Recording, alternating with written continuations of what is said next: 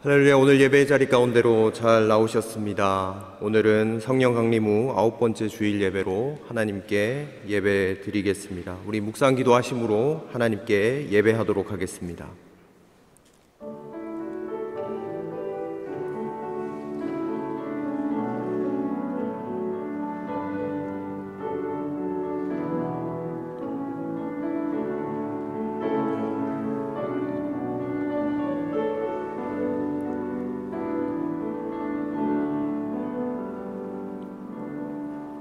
하나님 감사합니다.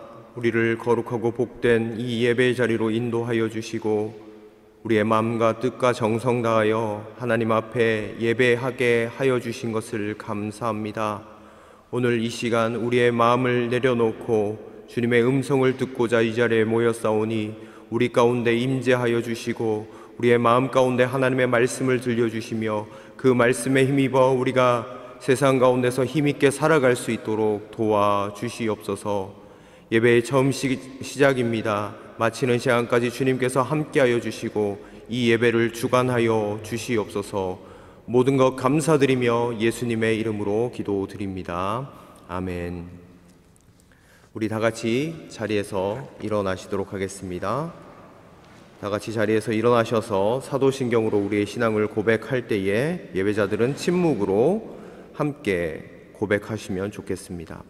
전능하사 천지를 만드신 하나님 아버지를 내가 믿사오며 그 외아들 우리 주 예수 그리스도를 믿사오니 이는 성령으로 잉태하사 동정녀 마리아에게 나시고 본디오 빌라도에게 고난을 받으사 십자가에 못 박혀 죽으시고 장사한 지 사흘 만에 죽은 자 가운데서 다시 살아나시며 하늘에 오르사 전능하신 하나님 우편에 앉아 계시다가 저리로서 산자와 죽은 자를 심판하러 오시리라. 성령을 믿사오며 거룩한 공회와 성도가 서로 교통하는 것과 죄를 사하여 주시는 것과 몸이 다시 사는 것과 영원히 사는 것을 믿사옵나이다. 아멘. 이 시간 참회 기도를 드리겠습니다. 하나님, 부족한 우리들을 사랑하여 주시고 이 자리 가운데로 인도하여 주심에 감사드립니다. 그러나 우리가 한 주간 동안 세상 가운데서 살아갈 때에 주님 보시기에 악한 길로 행했던 적이 많았음을 주님 앞에 고백하며 나아갑니다. 그리스도인이라고 하면서 예수님이 없는 사람인 양 살아왔던 우리의 인생은 아닐런지요. 하나님, 이 시간 예수 그리스도의 보혈을 의지하는 마음으로 주님께로 더욱더 가까이 나아가오니 우리를 붙잡아 주시고 우리의 죄를 용서하여 주시옵소서. 지금은 하나님과 나만이 아는 은밀한 죄를 주님께 고백하며 침묵으로 기도하며 나아가도록 하겠습니다.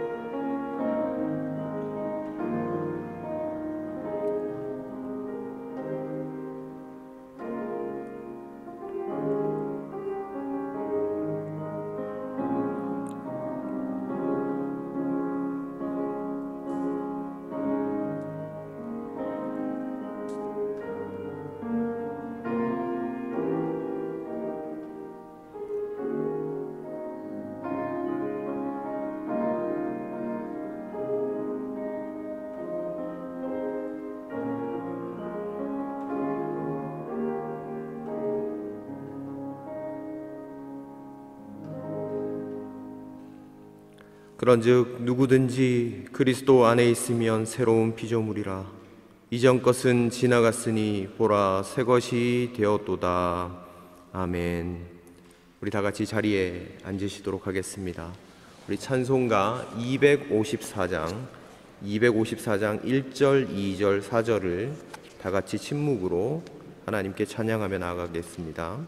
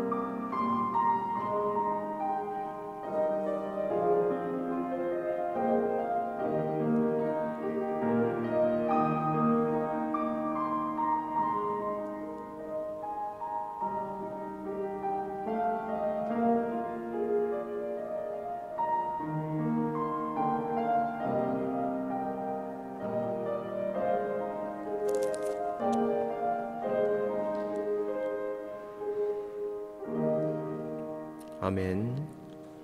우리를 대표하여 우리 허정랑 집사님 기도 인도로 다 함께 기도 드리시겠습니다. 사랑이 많으신 하나님 아버님, 저희들 한 주일 동안 건강 속에 삶이 인도해주시고 오늘 주일을 맞아 이렇게 함께 예배를 드릴 수 있게 해주셔서 감사합니다. 그러나 많은 교인들이 오늘 예배에 참석하지 못했습니다. 주님, 일일이 기억해 주셔서 은혜를 내려주옵소서. 오늘 예배를 드린 저희들은 사랑한 성도님과 접촉도 못하고 드문드문 떨어져 앉아서 마스크까지 끼고 주님께 찬양도 부르지 못한 예배를 드리고 있습니다. 그러나 주님께서 저희들이 드리는 이 예배 중에서 주님께서 저희들에게 주시고자 한 메시지를 저희들이 깨닫게 해주시고 또 저희들이 드린 예배가 주님께 은혜와 영광이 되는 예배가 되게 해 주옵소서. 사랑이 많으신 주님, 이 시간에 저희들 모든 것을 이 자리에 내려놓습니다. 혹시라도 저희들 생활 속에서 미움과 악의가 있었으면 주님의 보혈로 깨끗이 씻음받게 하여 주옵소서. 지금은 코로나19로 인해서 일자리가 점점 사라지고 또 실물 경제는 점점 어려워져서 번영이 훼손되고 희망이 파괴되고 있습니다. 저희들은 우리 소망은 오로지 주님에게 있다고 믿습니다.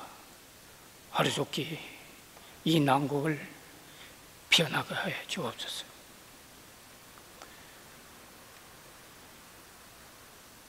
이 자리를 둘러서 특별히 기도드립니다. 저희들과 같이 반세기 동안을 이 교회를 함께 섬겨오신 우리 서우실 목사님 병상에서 투병 중에 있습니다.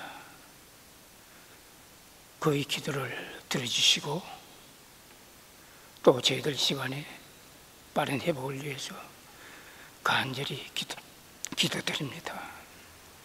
그래서 앞으로 이 여성을 저희들과 함께 주님을 함께 찬양하며 기쁨 속에 살아갈 수 있도록 허락해 주옵소서.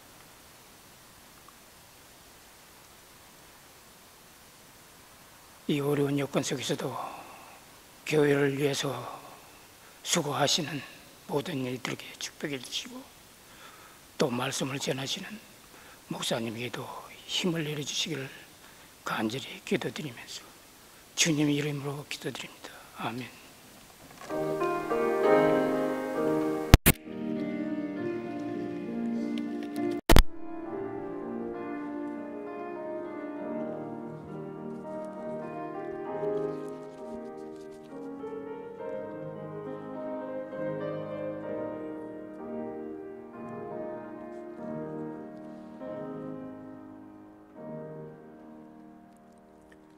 하나님께서 오늘 우리에게 주신 말씀은 느헤미야서 8장 1절로 12절까지의 말씀입니다.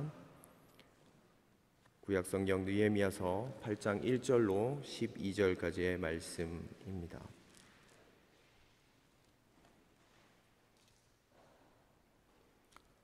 찾으신 줄 알고 제가 받들어 읽도록 하겠습니다. 모든 백성이 한꺼번에 수문 앞 광장에 모였다. 그들은 학자 에스라에게 주님께서 이스라엘에게 명하신 모세의 율법책을 가지고 오라고 청하였다. 일곱째 달 초하루에 에스라 제사장은 율법책을 가지고 회중 앞에 나왔다.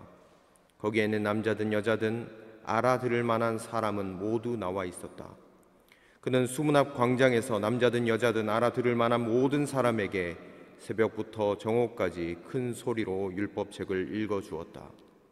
백성은 모두 율법책을 읽는 소리에 귀를 기울였다. 학자 에스라는 임시로 만든 높은 나무단 위에 섰다.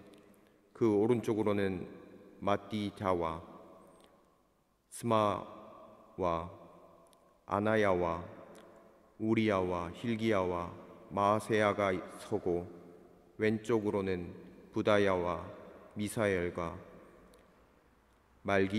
말기야와 하숨과 하스바다나와 스가랴와 무슬람이 섰다. 학자 에스라는 높은 단 위에 서 있으므로 백성들은 모두 그가 책 펴는 것을 볼 수 있었다. 에스라가 책을 펴면 백성들은 모두 일어섰다. 에스라가 위대하신 주 하나님을 찬양하면 백성들은 모두 손을 들고 아멘 아멘 하고 응답하고 엎드려 얼굴을 땅에 대고 주님께 경배하였다. 레위 사람인 예수아와 바니와 세레바와 야민과 아굽과 사부대와 호디야와 마세야와 그리다와 아사랴와 요사박과 하난과 블라야는 백성들이 제자리에 서 있는 동안에 그들에게 율법을 설명하여 주었다. 하나님의 율법책이 낭독될 때에 그들이 통역을 하고 뜻을 밝혀 설명하여 주었으므로 백성은 내용을 잘 알아들을 수 있었다. 백성은 율법의 말씀을 들으면서 모두 울었다. 그래서 총독 느헤미야와 학자 에스라 제사장과 백성을 가르치는 레위 사람들이 이날 주 하나님의 거룩한 날이니 슬퍼하지도 말고 울지도 말라고 모든 백성을 타일렀다. 느헤미야는 그들에게 말하였다. 돌아들 가십시오. 살찐 짐승을 잡아 푸짐하게 차려서 먹고 마시도록 하십시오. 아무것도 차리지 못한 사람들에게는 먹을 몫을 보내 주십시오. 오늘은 우리 주님의 거룩한 날입니다. 주님 앞에서 기뻐하면 힘이 생기는 법이니 슬퍼하지들 마십시오. 레위 사람들도 모든 백성을 달래면서 오늘은 거룩한 날이니 조용히 하고 슬퍼하지 말라고 타일렀다. 모든 백성은 배운 바를 밝히 깨달았으므로 돌아가서 먹고 마시며 없는 사람들에게 먹을 것을 나누어 주면서 크게 기뻐하였다. 아멘. 우리 찬송가 366장을 침묵으로 다 함께 찬양하시도록 하겠습니다. 찬송가 366장입니다.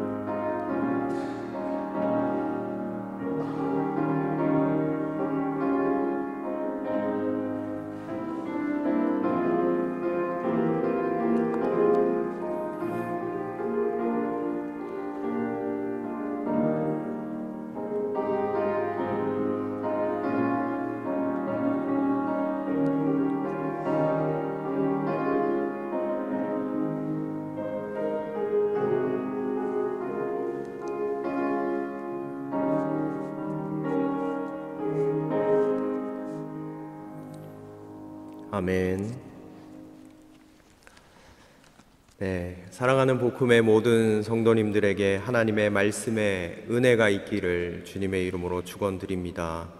말씀을 듣기 전에 우리 옆 사람과 가볍게 눈인사, 목례를 하시면서 인사를 하시면 좋겠는데요. 우리 사랑의 마음을 담아서 우리 옆에 있는 분에게 인사해 주시면 좋겠습니다. 사랑합니다. 감사합니다. 우리 인사하실까요? 네. 네, 오늘은 말씀에는 진짜 능력이 있습니다. 말씀에는 진짜 능력이 있습니다. 라는 제목으로 하나님의 말씀을 함께 나누도록 하겠습니다. 나폴레옹이 매우 아끼던 말을 관리하는 친구가 말을 잘 관리하지 못해서 소홀히 해서 잃어버리게 된 적이 있었다고 합니다. 그런데 마침 말을 타고 이렇게 가던 순찰을 하던 한 병사가 그 말이 이렇게 달아나는 것을 보았다고 합니다. 그래서 나폴레옹 장군이 아끼던 말인 것 같은데 라고 하면서 따라갔어요. 그래서 결국은 쫓아가서 잡아왔다고 합니다. 말을 잃어버린 줄만 알았던 나폴레옹은 한 병사가 말을 찾아왔다라는 그 소식을 듣고 매우 기뻐했습니다. 그리고 직접 찾아가서 인사를 나눠야 되겠다라고 그에게 찾아갔습니다. 그러면서 이렇게 얘기하는 거예요. 자네 때문에 말을 잃어버리지 않았네 라고 이야기하면서 끝에 뭐라고 이야기했냐면 대위, 이렇게 얘기하는 거예요. 나폴레옹은 병사와 이렇게 악수를 하고 떠나갔는데 병사는 깜짝 놀라서 그 자리에 계속해서 멍하니 서 있었습니다. 일단 자신은 사병인데 갑자기 이 나폴레옹 장군이 대위라고 불러줬기 때문입니다. 병사는 잠시 뒤 인사 담당 장교의 막사로 가서 이렇게 이야기했습니다.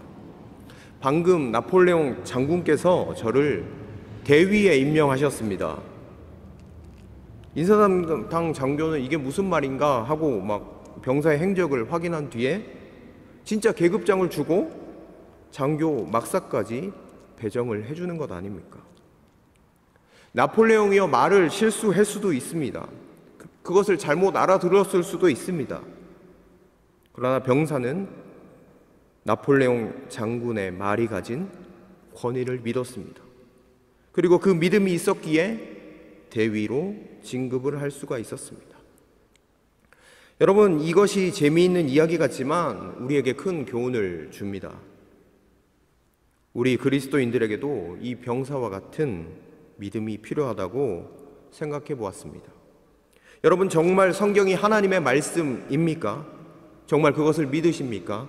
그렇다고 하면 오늘 우리가 읽고 있는 이 성경의 말씀이 내 삶에 실제로 이루어지는 것을 또한 믿고 나아가시는 저와 여러분들이 되시기를 소망합니다. 오늘 듣는 이 말씀 가운데 저의 모습을 보지 마시고 말씀 가운데 하나님의 음성을 들으시고 더 나아가서는 여러분의 삶에 이루어지는 믿음까지도 소유하시는 귀하고 복된 이 말씀의 자리가 되시면 좋겠습니다. 여러분, 우리가 계속해서 느헤미야서의 말씀을 우리가 나누고 있죠. 우리 지난주에 나눴던 말씀 우리가 생각나실 겁니다. 성벽 건축을 다 마치고 어떻게 했습니까? 지도자들을 세웠잖아요. 그리고 성문을 지키는 사람들을 세웠습니다. 그리고 성문을 열고 닫는 원칙들을 세웠던 것을 볼 수 있습니다. 그런데 오늘 본문에 보면 이스라엘 백성이 또 한자리에 모이고 있는 것을 보게 되어집니다. 왜 한자리에 모이게 되었을까? 그것을 오늘 살피면서 하나님의 말씀을 나누고 싶습니다. 1절, 2절 말씀을 제가 다시 한번 읽도록 하겠습니다. 모든 백성이 한꺼번에 수문학 광장에 모였다. 그들은 학자 에스라에게 주님께서 이스라엘에게 명하신 모세의 율법책을 가지고 오라고 청하였다. 일곱째 달 초하루에 에스라 제사장은 율법책을 가지고 회중 앞에 나왔다. 거기에는 남자든 여자든 알아들을 만한 사람은 모두 나와 있었다. 아멘. 여러분, 우리가 먼저 기억해야 하는 것은 다시 모인 7월 예루살렘 성벽 공사가 완료된 때로부터 불과 5일밖에 지나지 않았던 시점입니다. 여러분, 예루살렘 성벽은 이스라엘 자손들이 이 대적들의 공격으로부터 자신의 안전을 보호받기 위해서 꼭 필요한 것이었습니다. 그래서 어떻게 했습니까? 대적들이 집요하게 공격했잖아요. 그럼에도 불구하고 거기에만 집중해서 52일 만에 성벽을 지었죠. 그리고 공사를 마친 후에 뿔뿔이 고향으로 흩어졌습니다. 그런데 그들이 고향으로 들어간 지 불과 5일 만에 다시 예루살렘 성으로 모였습니다. 그 이유가 무엇입니까? 오늘 기록되어져 있죠. 학사 에스라로 하여금 하나님의 말씀을 가지고 와서 낭독하게 함으로 하나님의 뜻을 알고자 했다라는 것입니다. 사실 52일 동안요, 대적들의 침을 받았잖아요. 마음 가운데 어떤 마음이 있습니까? 피곤한 마음이 없지 않았을까요? 매우 피곤한 그런 마음들이 있었을 겁니다. 쉬고 싶은 마음들이 있었을 겁니다. 그리고 성벽 재건에 너무 52일 동안 여기에 모든 사람들이 올인을 했잖아요. 그렇기 때문에 개인적인 일, 이런 것들을 소홀히 했던 일들도 해야 하는 시간이 분명히 필요했을 겁니다. 그럼에도 불구하고 그들은 겨우 피곤이 가실 정도가 되자 다시금 예루살렘에 모여서 하나님의 뜻을 알고자 하였습니다. 여러분, 왜 이스라엘 백성들이 다시 예루살렘으로 올라온 것일까요? 물론 이스라엘 절기 7월은요, 새롭게 시작하는 달입니다. 한 해를 새롭게 시작하는 달입니다. 하나님께서 말씀하셨던 절기들이 또한 7월 달에 많았습니다. 그래서 올라왔을 수도 있습니다. 그러나 분명한 것은요, 이스라엘 백성의 마음 가운데 분명히 이런 마음이 있었을 겁니다. 어떤 마음이냐면, 비록 예루살렘 성벽, 성곽이 잘 쌓아졌지만 자신들의 진정한 안전은 예루살렘 성벽이 보존해 주는 것이 아니라 하나님의 뜻을 알고 그것을 통해 하나님과 바른 관계를 맺음으로써 보장된다라는 사실을 알았다고 저는 생각해 보았습니다. 여러분, 느헤미야 시대 때 이스라엘 백성들을 다 알았습니다. 어떻게 예루살렘 성벽이 무너졌는지요. 자신들의 선조들이 견고하게 예루살렘 성벽을 지어 놓았습니다. 그런데 바벨론이 침공하니까요, 어떻게 되었습니까? 다 무너져 버리고 말았습니다. 사람이 세운 성은요, 자신들의 안정을 보장할 수 없었다는 사실을 그 누구보다 이스라엘 백성은 잘 알고 있었습니다. 자신들의 선조들이 열심히 지어 놓았지만 하나님께서 이 성을 지키지 아니하시면 이것이 무너질 수밖에 없다라는 사실을 그들은 똑똑히 알고 있었습니다. 하나님과의 바른 관계, 하나님만을 붙잡는 것, 하나님의 보호 안에 있는 것, 이것만이 우리가 살아가야 하는 길이다라는 것을 그들은 깨달았던 겁니다. 사랑하는 성도 여러분, 우리의 안전도 마찬가지입니다. 우리의 안전은 다른 데 있는 것이 아닙니다. 역사와 만물의 주관자이신 하나님과의 바른 관계를 유지함으로 말미암아 우리의 안정이 보장된다라는 것이죠. 우리는 다 자신의 안전을 위하여 성을 쌓습니다. 예루살렘 성벽을 쌓았던 것처럼 우리도 성을 쌓습니다. 재물의 성을 쌓고 권력의 성을 쌓고 학식으로 예루살렘 성을 견고하게 쌓습니다. 그리고 그 쌓은 성을 바라보면서 그 성이 우리의 안전을 보장해 줄 것이라고 착각을 하기도 합니다. 때때로 우리의 예루살렘 성을 더 높게, 더 견고하게 세우기 위해서 하나님과의 바른 관계를 맺는 일을 소홀히 하는 일도 우리 가운데 분명히 있을 수 있습니다. 그러나 사랑하는 성도 여러분, 성경은 우리에게 이렇게 이야기합니다. 시편 127편 1절 말씀을 제가 읽겠습니다. 주님께서 집을 세우지 아니하시면 집을 세우는 사람의 수고가 헛되며 주님께서 성을 지키지 아니하시면 파수꾼에 깨어 있음이 헛된 일이다. 주님은 이렇게 말씀하고 계십니다. 성도 여러분, 예루살렘이 망한 것은요, 성을 견고하게 짓지 못해서 망했던 것이 아닙니다. 하나님과의 바른 관계가 없었기 때문에 하나님께서 지켜주시지 않아서 성이 망했다는 것을 우리는 기억할 필요가 있습니다. 사랑하는 성도 여러분, 우리의 인생의 안전과 평안은 우리의 성을 더욱더 견고하게 세운다고 찾아오지 않습니다. 우리가 하나님과의 바른 관계를 맺으면서 나아갈 때에 그곳 가운데 참된 안식과 평안이 있는 것을 믿고 나아가시는 저와 여러분들이 되실 수 있기를 주님의 이름으로 축원드립니다. 저는 1절 말씀을 보면서요, 재밌는 사실을 한 가지 발견했습니다. 그것은 바로 학사 에스라가 내가 먼저 말씀을 읽어주겠다라고 성도들이 아니라 백성들에게 다가간 것이 아닙니다. 네, 여러분 오늘 말씀 보시면 백성들이요 학사 에스라를 찾아왔어요. 율법책을 가져오라고 이야기합니다. 저는 이 말씀을 통해서 이스라엘 백성들이 말씀에 얼마나 목말라 하고 있었는지를 보게 되어집니다. 3절 말씀 보시면요, 3절 말씀 후반절에 보시면 백성은 모두 율법책 읽는 소리에 귀를 기울였다라고 이야기합니다. 율법책을 읽어주니까 백성들이 모두 귀를 기울이고 있었다라고 성경은 기록하고 있습니다. 이뿐만이 아닙니다. 3절 말씀에 보시면요, 모든 사람이 새벽부터 정오까지 하나님의 말씀을 들었다고 합니다. 여러분, 새벽이라고 이야기할 수 있는 가장 늦은 시간이 몇 시입니까? 저는 한 6시 정도라고 생각합니다. 뭐 새벽이 더 이를 수도 있겠죠. 그러나 가장 늦은 새벽이라고 하면 6시 정도부터 정오까지니까 적어도 6시간 정도 하나님의 말씀을 들었다고 합니다. 여러분, 우리는 그렇잖아요. 예배를 드리면서 예배 언제 끝나지? 생각하면서 몸을 비틀 때도 많이 있지 않습니까? 저는 이제 목사님의 가정에서 저는 태어났습니다. 목사의 자녀로 자라왔는데 저는 예배를 굉장히 많이 드렸습니다. 모든 예배에 거의 의무적으로 참석을 해야 됐기 때문입니다. 근데 아버지가 설교를 하시면서 시계를 막 봅니다. 언제 끝나나? 목사님 설교가 왜 이렇게 길어지지? 좀 빨리 끝났으면 좋겠는데. 우리의 모습 가운데 이런 모습들이 있지 않습니까? 여러분, 그런데 이스라엘 백성들은요, 말씀을 듣기 위해서 집중하고 있는 것을 볼 수 있습니다. 저는 이 본문을 통해서 우리에게 중요한 것이 무엇인지 다시 한번 깨닫게 되었습니다. 가장 중요한 것이 말씀에 대한 이 갈급함이구나, 목마름이구나, 이런 생각을 한번 해보게 되었습니다. 사랑하는 성도 여러분, 요즘은요, 옛날과는 달라서 언제 어디서나 성경 말씀뿐만 아니라 설교를 들을 수 있습니다. 여러분, 클릭 한번 딱 하시면 성경 말씀, 좋은 말씀들이 들려지잖아요. 검색만 하면 훌륭한 목사님의 설교 들을 수 있습니다.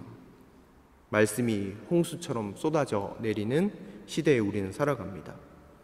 여러분, 이처럼 홍수처럼 말씀이 쏟아지는 시대 가운데 살아가면서도 이 세대를 우리는 답답한 세대, 소망이 없는 세대, 어려운 세대라고 많은 사람들이 생각하고 있습니다. 그 이유가 무엇일까요?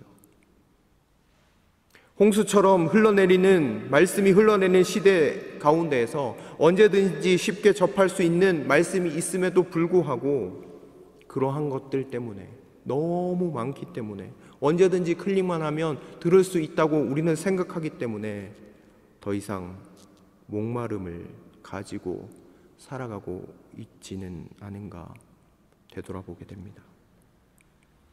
여러분, 오늘 성경에서 이스라엘 백성은 목이 말랐습니다. 하나님의 말씀 없이는 살아갈 수 없다. 모든 백성들이 그렇게 생각했습니다. 말씀 앞에 엎드렸습니다. 그들의 인생에 다른 길이 수없이 많지만, 자유도 있었지만 그들은 말씀에 목이 말라서 간절하게 하나님을 찾고 있습니다. 사랑하는 성도 여러분, 우리에게도 이러한 간절함과 목마름이 있기를 바랍니다. 사슴이 시냇물을 찾기에 갈급한 같이 내 영혼이 주님의 말씀을 찾기에 갈급한 우리 모두가 되시면 좋겠습니다. 우리가 이스라엘 백성처럼 하나님의 말씀을 간절히 사모하면 어떤 능력이 나타나는가? 우리 9절 말씀을 보겠습니다. 9절 말씀 제가 읽겠습니다. 백성은 율법의 말씀을 들으면서 모두 울었다. 그래서 총독 느헤미야와 학자 에스라 제사장과 백성을 가르치는 레위 사람들이 이날은 주 하나님의 거룩한 날이니 슬퍼하지도 말고 울지도 말라고 모든 백성을 타일렀다. 아멘. 여러분, 9절 말씀 보시면 말씀을 들으면서 한 사람도 빼놓지 않고 울었다라고 기록합니다. 모두 울었다. 여기서 우리는 백성이 모두라는 단어에 주목해 볼 필요가 있습니다. 백성이 하나님의 말씀을 듣고 울었다라는 것은 무슨 의미입니까? 바로 회개했다라는 거예요. 돌이켰다라는 겁니다. 오늘 말씀을 보면 하나님의 말씀을 들은 모든 사람이 모두 회개했다라고 기록하고 있습니다. 여러분, 이것은 무슨 말입니까? 하나님의 말씀은 모든 사람의 마음을 움직일 수 있는 능력이 있다라는 것을 의미한다는 것이죠. 이스라엘 백성들의 마음뿐만이 아닙니다. 오늘 우리가 이 자리에서 예배드리고 있는데 우리도 마찬가지입니다. 우리가 하나님의 말씀을 들으면요, 우리의 마음을 움직이고 변화시키는 능력이 이 말씀 가운데 있음을 우리 가운데 보여주고 있다는 겁니다.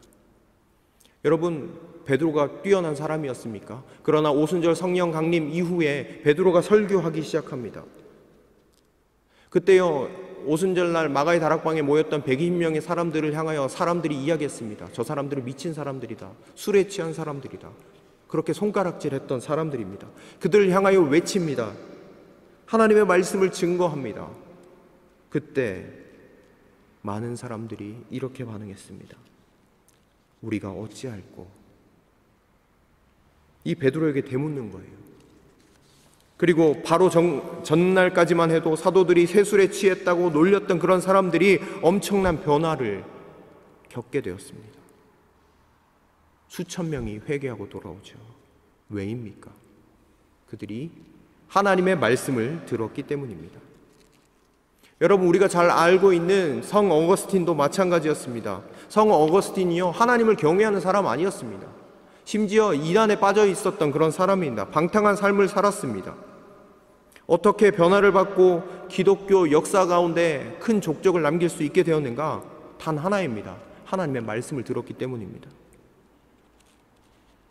그는 우연히 성경을 펴서 읽으라는 그 이야기를 듣고 펴서 읽었는데 로마서 13장 말씀이 딱 눈에 들어오는 거예요. 어떤 말씀이었냐면, 낮에와 같이 단정히 행하고 방탕하거나 술 취하지 말며 쭉 하면서 주 예수 그리스도로 옷 입고 정욕을 위하여 육신의 일을 도모하지 말라. 그 말씀을 딱 받는 순간, 하나님의 말씀을 듣는 순간 그 말씀 가운데 찔려서 회개하게 되었다는 겁니다.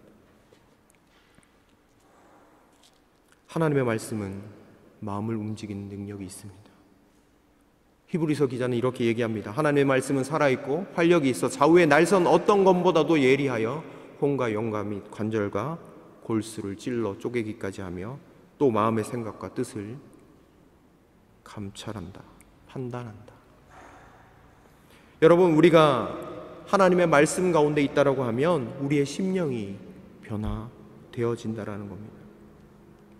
여러분, 우리가 변화되지 않았다라고 한다라고 하면 우리가 하나님의 말씀을 정말로 마음으로 듣고 있나, 우리의 마음을 다시 한번 되돌아볼 필요가 있다고 생각해 봅니다.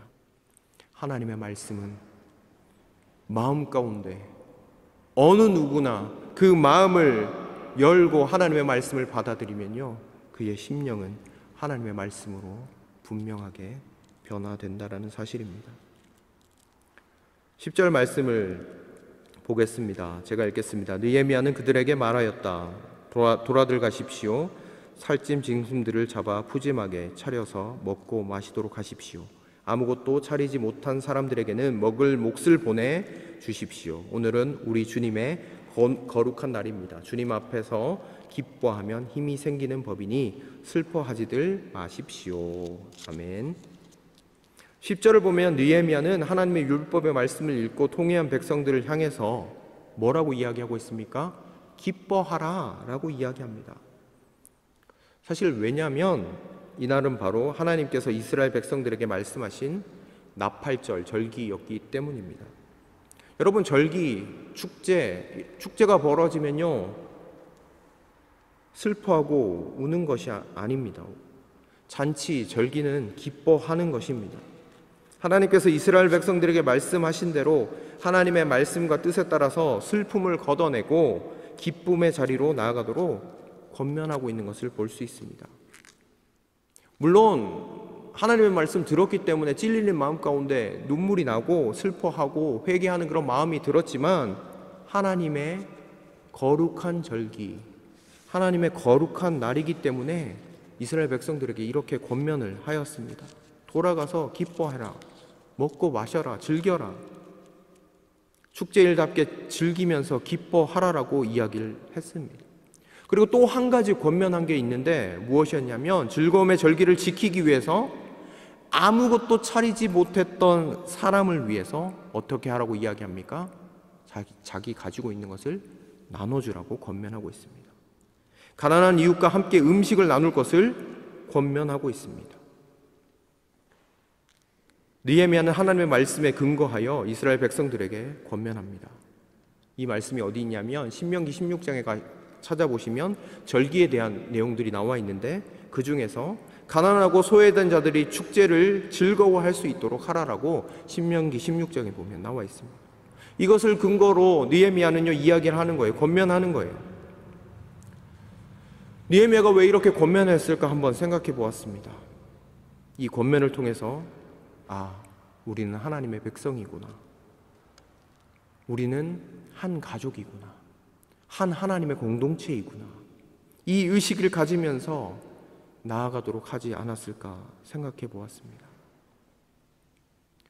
그때 이스라엘 백성이 어떻게 반응했는가 12절에 나와 있죠. 12절의 말씀 보면, 백성은 배운 바를 밝히 깨달아 알았으므로 돌아가서 먹고 마시며 없는 사람들에게 먹을 것을 나누어 주면서 크게 기뻐하였다. 느헤미야가 전해준 그 말씀 그대로 어떻게 했습니까? 돌아가서 먹고 마시면서 없는 사람들에게 먹을 것을 나누어 주었다라고 기록하고 있습니다. 그 말씀 가운데 거하니까 그 말씀대로 행하면서 나아갔습니다. 그리고 여러분, 이스라엘 백성의 공동체는요 하나님의 말씀대로 공동체 의식을 새롭게 다지면서 나아갑니다. 이전에 뿔뿔이 흩어져 있고 포로되어서 아무것도 없었던 그들에게 다시 하나님의 백성이라는 그런 거룩한 타이틀로 함께 모이게 하시고, 함께 교제 나누게 하시고, 함께 하나님을 섬기도록 계속해서 나아가고 있는 것을 볼 수 있습니다. 사랑하는 성도 여러분, 우리는 분명히 오늘 말씀을 통해서 깨달았습니다. 그것이 무엇입니까? 바로 그들에게 말씀이 임하고 그 뜻에 순종하면서 나아갈 때에 하나님께서 원하시는 신앙 공동체의 모습과 그런 하나됨의 모습이 일어나기 시작했다는 겁니다. 저는 이 말씀을 보면서 교회를 하나 되게 하고 교회 공동체를 건강하게 하는 것, 그것이 바로 말씀이구나라는 생각을 다시 한번 해보게 되었습니다. 이스라엘 백성 공동체 가운데 말씀이 들려지기 시작할 때 무슨 일이 일어났습니까? 공동체의 하나됨 가운데로 나아가는 은혜를 경험했습니다. 회복했습니다. 여러분, 초대교회처럼 서로를 돌보아주고 통용하는 진정한 공동체의 모습이 오늘 읽었던 이 본문 가운데서 나타나고 있다는 것을 우리는 알 수 있습니다. 오늘날 많은 사람들이 교회가 다시 부흥해야 한다라고 이야기합니다. 그러나 오늘날 상당수의 교회 지도자들이 부흥이라는 말을 참된 교회의 모습, 성도의 모습을 되찾는 것으로 이해하는 것이 아니라 교인이 많아지는 것, 세력이 다시 확장되는 것으로 많은 사람이 오해하기도 합니다.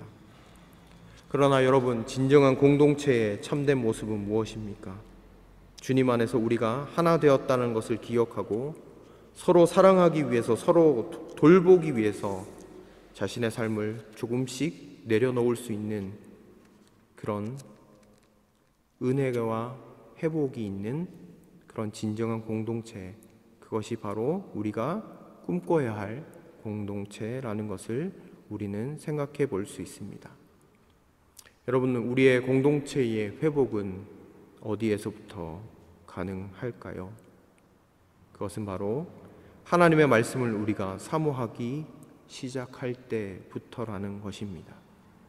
이스라엘 백성이 하나님의 말씀을 듣기 시작할 때, 그 말씀에 아멘하면서 나아가기 시작할 때 이스라엘 백성 공동체도 다시 세워졌습니다. 서로를 돌보기 시작했습니다. 서로를 세워주기 시작했습니다. 하나님의 백성으로 거룩하게 세워지기 시작했습니다. 사랑하는 성도 여러분, 우리가 진정 공동체의 하나됨과 부흥을 경험하기를 원하십니까? 우리가 말씀 앞에 정직하게 서기 시작하면 자연스럽게 우리의 가정도, 우리 교회도 새롭게 세워지게 될 줄로 믿습니다. 왜냐하면 말씀에는 진짜 능력이 있기 때문입니다. 말씀을 맺으려고 합니다. 여러분, 하나님의 말씀에는 진짜 능력이 있습니다. 저희 집 발코니에 식물을 키우면서 느꼈던 것이 무엇이냐? 씨앗을 땅에다 심고 정말 싹이 날까? 이렇게 지켜봤는데 정말 그 씨가 흙을 밀어 올리고 싹을 틔우더라고요. 씨앗보다 훨씬 무거운 흙이 가로막고 있다고 할지라도 뚫고 나오더라고요. 물론 모든 식물이 자라는 것이 당연하다고 생각하면 그냥 지나칠 수 있는 일인데, 정말 생각해 보니까 이것은 신기하였습니다. 그러면서 생각해 보았습니다. 아무리 작은 말씀 한 구절이라고 할지라도 우리의 마음밭에 심겨지면 분명히 싹이 나고 열매가 나오겠구나. 여러분, 말씀의 씨앗 안에도 엄청난 능력이 담겨져 있습니다. 여러분, 말씀을 받으면 구원을 얻습니다. 말씀을 얻으면요, 마귀의 유혹을 능히 이길 수 있습니다. 말씀 가운데 거하면요, 세상이 감당할 수 없는 큰 용기를 얻습니다. 말씀 가운데 거하면요, 세상이 줄 수 없는 위로와 평안을 누릴 수 있습니다. 사랑하는 성도 여러분, 이번 한 주간은 이 말씀의 능력을 믿고 하나님께서 우리에게 주신 이 말씀을 붙잡고 살아감으로 하나님의 능력과 기적과 은혜를 체험하면서 나아가시는 모든 성도님들이 되실 수 있기를 주님의 이름으로 부탁드립니다. 기도하도록 하겠습니다. 이 시간 다 함께 기도하실 때 오늘 말씀을 놓고 기도하시면 좋겠습니다. 하나님의 말씀을 붙잡고 살아가는 한 주간의 삶이 될 수 있도록 주님, 우리를 붙잡아 주시옵소서. 말씀의 능력을 믿게 하여 주십시오. 그래서 우리의 삶에 말씀이 실제로 이루어지는 것을 눈으로 보게 하여 주십시오. 여러분들의 마음의 고백을 담아서 기도하시고 우리 코로나19 사태를 위해서 계속해서 기도해 주십시오. 하루속히 하나님을 마음껏 예배할 수 있는 은혜를 허락해 달라고. 그리고 우리 요르단과 말라위 땅을 위해서 우리가 기도로 섬기고 있고 물질로 섬기고 있는 두 곳을 위해서 간절하게 기도해 주시고, 또 우리 병상에 있는 환우들을 위하여 기도해 주시면 좋겠습니다. 또 혹여나 마음이 아파서, 몸이 아파서 이 자리에 나오지 못한 형제 자매들이 있다라고 하면 우리가 같이 기도함으로 나아가겠습니다. 그리고 우리 교회를 위해서도 우리가 간절하게 기도해 주시면 좋겠습니다. 이 시간 우리 침묵 가운데 같이 기도하며 나아가도록 하겠습니다. 기도하시겠습니다. 하나님 감사합니다. 주님, 하나님 감사합니다. 주님, 하나님의 말씀이 하나님 우리 가운데 세워지길 원합니다. 주님, 말씀 가운데 하나님 승리하길 원합니다. 말씀을 붙잡는 인생이 되길 원합니다. 진짜 능력이 있음을 믿고 나아가는 우리의 삶이 되길 원합니다. 주님, 우리를 붙잡아 주시옵소서. 하나님, 세상에 많은 것들이 있지만 하나님 말씀을 붙잡음으로 하나님 아버지 우리의 인생이 변화되길 원합니다. 세상에 많은 것들이 있지만 하나님의 말씀, 하나님 우리의 중심이 될 수 있도록 은혜를 베풀어 주시고 그 말씀 가운데 우리가 승리할 수 있도록 도와주시옵소서. 하나님 감사합니다. 하나님, 코로나 사태로 인하여 하나님 모든 성도들이 이 자리에 나와서 예배드리지 못하고 있습니다. 하루속히 하나님 우리에게 은혜를 허락하여 주심으로 말미암아 이곳에서 마음껏 찬양하고 마음껏 기도하고 마음껏 교제 나눌 수 있는 하나님 아버지 귀한 우리의 삶이 될 수 있도록 은혜를 베풀어 주시옵소서. 또한 간절히 기도하옵기는 하나님 아버지 요르단과 말라의 땅 가운데도 주님께서 함께하여 주시고 성령으로 기름 부어 주시옵소서.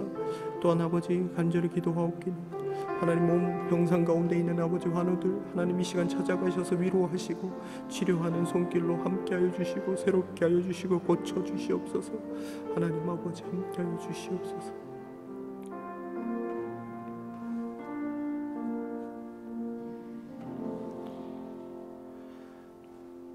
하나님, 우리가 말씀을 붙잡을 때에 우리 가운데 말씀의 능력이 나타나게 될 줄로 믿습니다. 삶의 자리로 돌아갈 때에 하나님, 우리가 하나님의 말씀을 붙잡고 나가기를 소망합니다. 세상 가운데서 살 때에 하나님 그 말씀이 우리의 힘이 되고 능력이 되어 하나님 세상 가운데서 능히 승리하고 남음이 있는 우리의 인생이 될 수 있도록 은혜를 베풀어 주옵소서. 하나님, 코로나 사태로 인하여 하나님 예배를 드림에도 제약이 있습니다. 하나님, 하루속히 회복되어지는 은혜를 허락하여 주시고 그리하여 모든 성도들이 한자리에 모여 마음껏 찬양하고 마음껏 기도하고 마음껏 교제 나누는 은혜를 허락하여 주옵소서. 요르단과 말라이 땅 가운데 주님께서 함께하여 주시고 선교사님들의 삶을 붙잡아 주시고 하나님 그 땅 가운데 복음의 역사가 날로 나타날 수 있도록 인도하여 주옵소서. 병상의 환우들 가운데 함께하여 주시고 치료하는 손길을 바라여 주시고 하나님께서 하나님 성경에 나와 있는 기적과 같은 사건처럼 하나님 병상에 있는 환우들에게도 찾아가셔서 일일이 안수하여 주시고 그 기적을 함께 체험하며 나아갈 수 있는 은혜를 우리 가운데 허락하여 주시옵소서. 또한 주님 앞에 나올 때 빈손 들고 나오지 않고 귀한 물질을 하나님께 올려드립니다. 이 물질 기뻐 받아주시고 하늘의 상급으로 갚아주시고 땅에 기름진 것으로 우리 가운데 함께하여 주시옵소서. 모든 것 감사드리며 예수님의 이름으로 기도드립니다. 아멘. 이 시간 우리 장로님 나와주셔서 교회 소식을 전해주시도록 하겠습니다.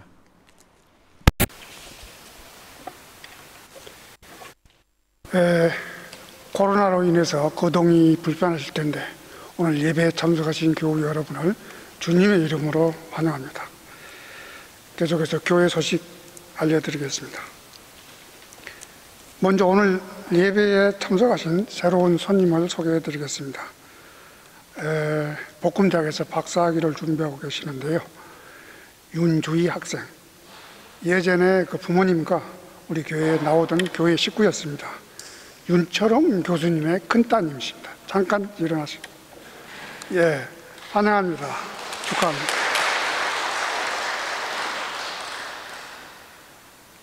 또 새로운 한 분이 계시는데요. 지난 5월에 독일에 오셔서 아마 공부를 시작하시려고 하신 것 같습니다. 김한나 학생, 잠깐 일어나시고. 반갑습니다.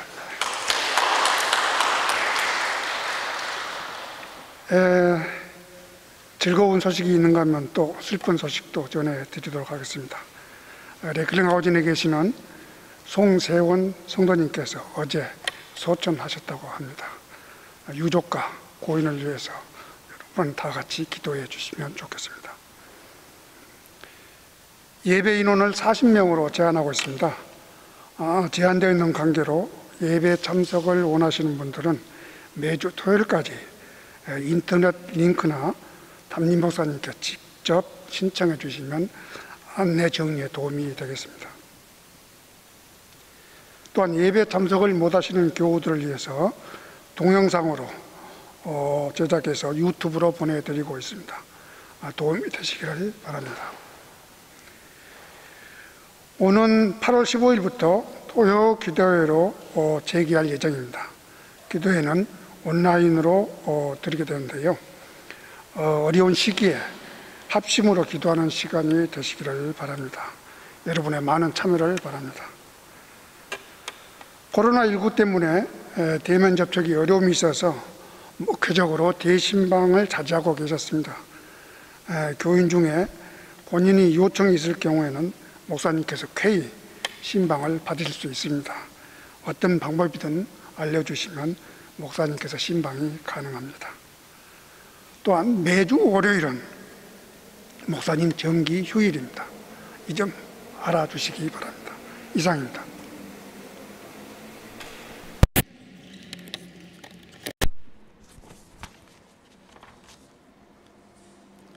네, 축도하도록 하겠습니다. 지금은 우리 교회 머리에 되어주신 예수 그리스도의 은혜와 하나님의 사랑과 성령의 위로 충만 교통하심의 역사가 하나님의 말씀을 붙잡고 하나님의 말씀의 능력을 믿으며 한 주간 동안 세상 가운데서 승리하며 살아가기로 결단하는 여기에 모인 모든 예배자들 가운데, 그들의 학업과 일터와 직장 가운데, 그리고 그들의 가정 가운데 이제로부터 영원토록 함께 하시기를 간절히 축원하옵나이다.